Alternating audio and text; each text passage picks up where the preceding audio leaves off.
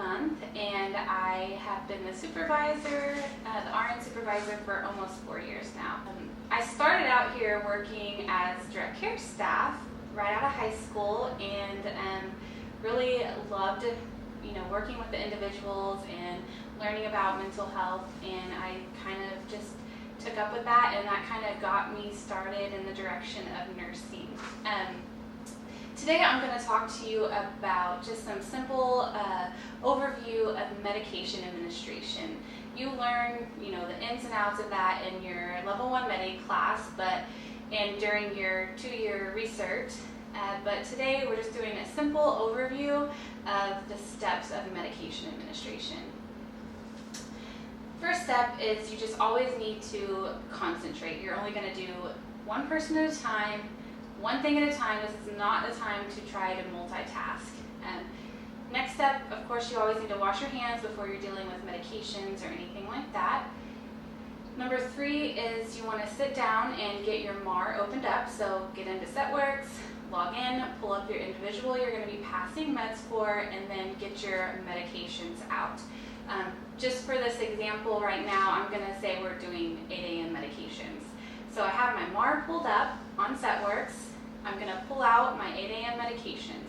So during the process of medication administration, you should always check your medications 3 times.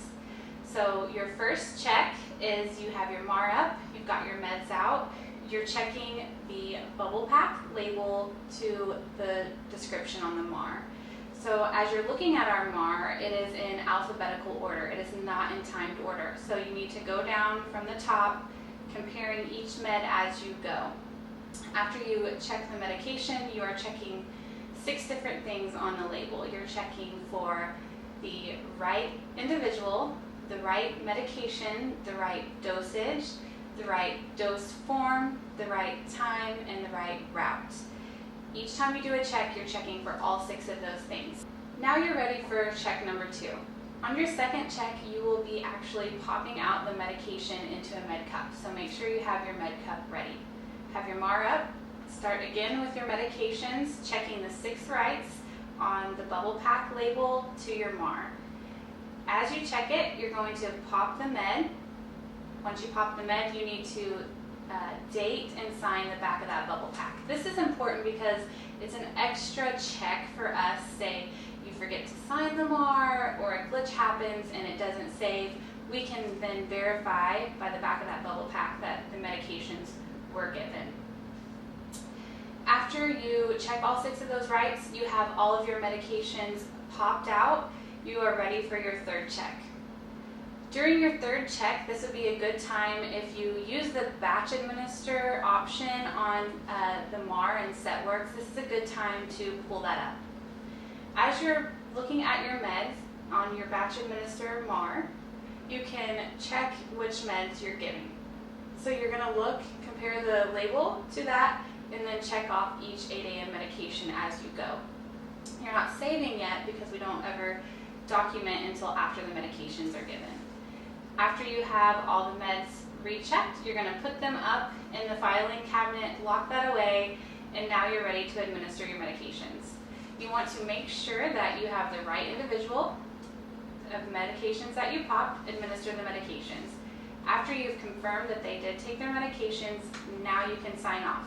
Again, if you're using that batch administer form, you've checked all the 8 a.m. meds, you can type in your PIN number and click save. If you prefer to do one med at a time, go through, verify your meds, type in your PIN each time, and hit save. Just a side note, if you're giving a PRN medication, you need to make sure when you're documenting on that you put the reason that you're giving that medication. If somebody asks for a Tylenol, you need to ask them why they need it, what it is for, and then if they're able to tell you, how bad is it, what level of, if it's for a headache, for pain, well, how bad is your pain on a scale of 0 to 10? If they can tell you that, that's great. Then 30 minutes to an hour later, you need to reassess that pain and put in your results. There always has to be a reason and a result on a PRN, and if that is incomplete, then your documentation is not completed. Now we're just going to go over a few things that you should never do during medication administration and some things that you should always remember to do. Firstly is just you should never, ever, ever preset medications. What I mean by that is, say you come into work before the individuals are awake, you're going to preset those meds, set them out, or put them in the med cabinet. That should never, ever be done. That is just a huge risk for a medication error to happen. Next is you should never prepare meds for somebody else to give. Never pop meds if you're not going to give them.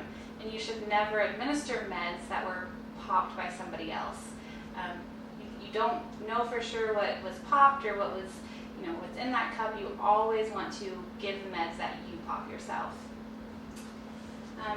Kind of along the same lines, never sign meds for somebody else. If somebody says, hey, I gave so-and-so their meds, can you sign off on that? That's just a big no. If they popped them, they gave them, they need to sign for them.